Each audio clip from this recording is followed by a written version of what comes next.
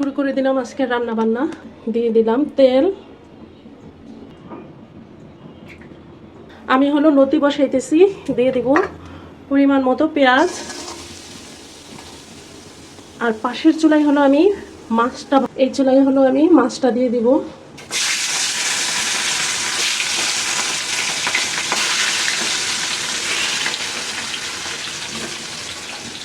এই চুলায় হলো মাছ হইতেছে, রুই মাছ ভাজতে দিছি। এই চুলায় হলো কচুরলতি রান্না করব, এই যে চিংড়ি মাছ দিয়ে।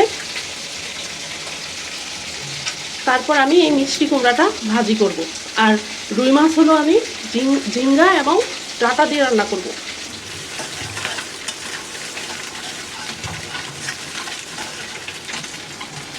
পেঁয়াজটা ভাজা ভাজা হয়ে গেছে, এখন আমি দিয়ে দিব মশলাগুলি। দিয়ে দিলাম অল্প করে হলুদ, মরিচের গুঁড়া, দিয়ে দিলাম ধনিয়ার গুঁড়া, দিয়ে দিলাম লবণ।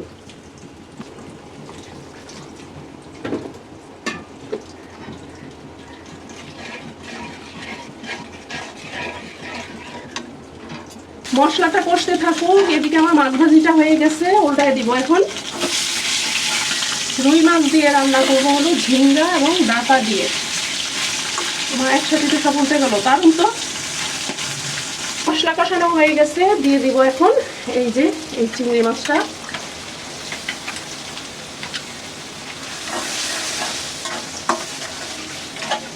আমি একটু বেশি করেই চিংড়ি মাছ দিছি, কারণ কচুরলতিতে যত বেশি চিংড়ি মাছ দেওয়া যায় ততই কচুরলতিটা মজা হয়।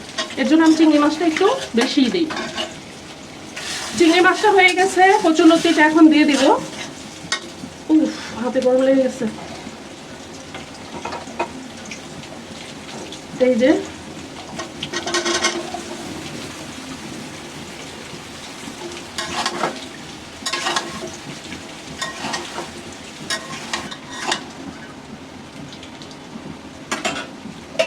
এখন একটু ঢেকে দিব। মাছটা হয়ে গেছে, এখন আমি মাছের তেল দিয়ে হচ্ছে তরকারিটা বসাই দিব। মাছের তেল দিয়ে হচ্ছে আমি এখন তরকারিটা বসাই দিব। দিয়ে দিলাম অল্প একটু রসুন, রসুন বাটা। দিয়ে দিব সামান্য একটু হলুদ, যেহেতু আমার তরকারি অল্প, খুব বেশি মশলা আমি দিব না। অল্প একটু মরিচ দিয়ে দিলাম, অল্প একটু ধনিয়া পাউডার। দিয়ে দিব পরিমাণ মতো লবণ, সামান্য একটু পানি দিব। মশলাটা একটু কষবে, তারপরে আমি সবজিটা দিব। মশলাটা কষে গেছে, এখন আমি দিয়ে দিলাম ঝিঙ্গা এবং ডাঁটা।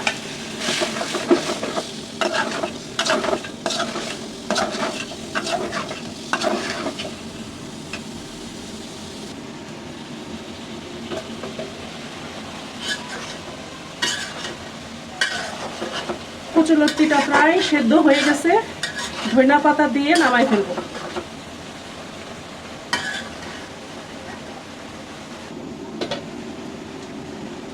দিয়ে দিব অল্প একটু কাঁচামরিচ।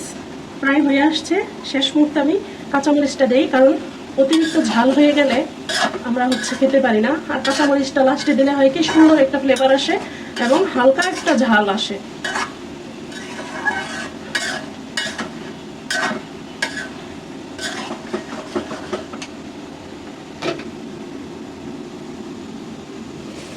এদিকে ঝিঙ্গাটা সিদ্ধ হয়ে গেছে, পরিমাণ মতো ঝোল দিয়ে মাছটা দিয়ে দিব। যেহেতু ডাঁটা দিচ্ছি সাথে, একটু সময় লাগতে পারে ডাঁটাটা সিদ্ধ হইতে, কিন্তু ঝিঙ্গা অলরেডি সিদ্ধ হয়ে গেছে। কচুরলতিটা হয়ে গেছে, দিয়ে দিব এখন ধনিয়া পাতা। ধনিয়া পাতাটা দিয়ে আমি একটু ধনিয়া পাতাটা মিলাই দিব, তারপরে আমি নামাই ফেলবো। হয়ে গেছে। ধনিয়া পাতার এত সুন্দর একটা ফ্লেভার আসতেছে, কিভাবে বোঝাই। হয়ে গেছে।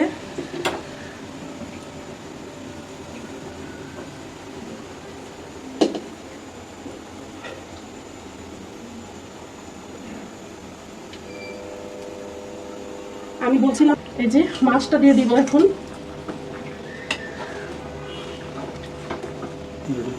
এই যে আমি এখন এই মিষ্টি কুমড়াটা রান্না করব। দিলাম অল্প করে তেল, দিয়ে দিলাম পেঁয়াজ। হয়ে গেছে ঝিঙ্গার তরকারিটা। এই যে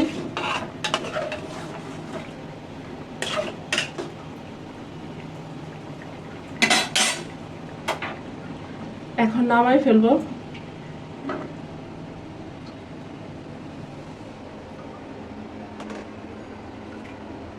এই যে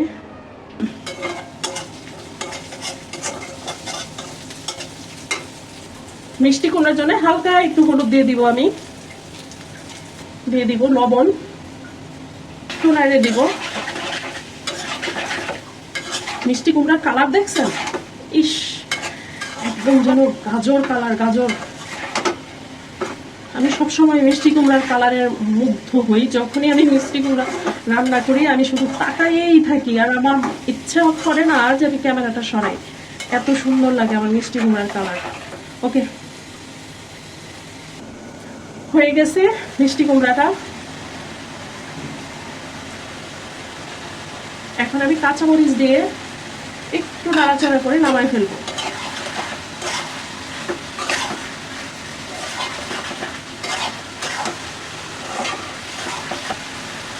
এই যে মিষ্টি কুমড়াটা। ওকে, ঠিক আছে, তাহলে আমার রান্না বান্না আজকের মতো এখানেই শেষ। এই যে এই ফুলগুলো হলো কালকে ফুটছিল, আমরা রাতে এসে পলিনেশন করে দিয়ে গেছিলাম। আমি আর মনিরমা হচ্ছে রাত 12টার পরে এই ফুলগুলিকে এসে পলিনেশন করে দিয়ে গেছিলাম। আর এগুলো ড্রাগন ফুল, আপনারা সবাই জানেন। আর ড্রাগন ফুল সবসময় রাত 12টার পরে সেই পলিনেশন করে দিতে হয়, কারণ এগুলো রাতে ফুটে, আবার ভোর হওয়ার আগে এগুলো ফুলগুলো একদম হয়ে যায়। এই যে এখানে দুইটা ফলও আছে।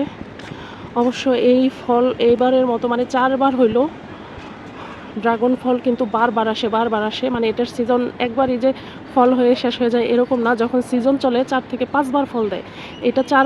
এটা মেবি 4বারের মতো, এই ফলটা 4বারের মতো। আর এই ফুল থেকে যেই ফলগুলো হবে এটা হবে 5বারের মতো, মানে 5মতম ফল। এই যে এখানেও একটা ফল আছে, এই যে দেখেন। আরও বেশ কিছু ফল আমাদের খাওয়া হয়ে গেছে। এই যে বললাম এবার মানে 5মবারের মতো ফল আসতেছে। কালকে রাত 12টার পরে আমরা আসছিলাম, আমি আর মনিরমা এসে হচ্ছে এই ফুলগুলো পলিনেশন করে দিছি। দেখেন অনেকগুলা ফুল ফুটছে। এই যে এখানে একটা রেলিংয়ের উপর পড়ে আছে, এই যে। আর যখন ফুলগুলা ফুটে রাতে যখন আমরা পলিনেশন করতে আসি, এত সুন্দর ঘ্রাণ, মানে কি বলবো আর, মানে রজনীগন্ধাও ফেল, এত সুন্দর একটা ঘ্রাণ আসে এই ফুল থেকে। গাড়ি আসতেছে যাইতেছে।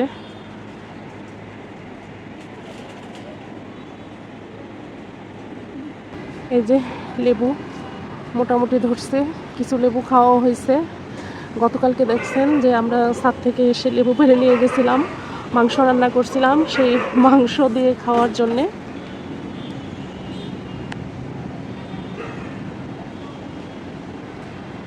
আর সবেদা গাছে আপাতত কোনো ফল নেই, ফুল আছে, ছোট ছোট ফল আসতেছে।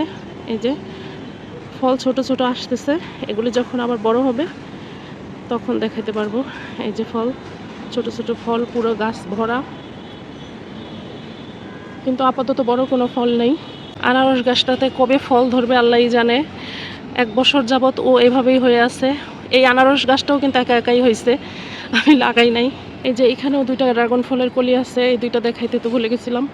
এই যে এখানেও 2টা আছে, এই 2টা এবং এই যে এই 2টা একসাথে ফুটবে, সেটা আবার রাত্রেবেলা এসে আমাদের পলিনেশন করে দিতে হবে। সুন্দর একটা ঘাস ফড়িং।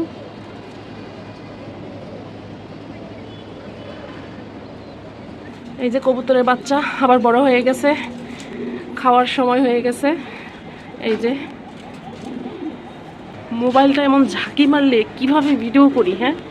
এই যে আমার সিরাজিগুলা, অনেক শখ করে এই কবুতরগুলো আমি কিনছিলাম।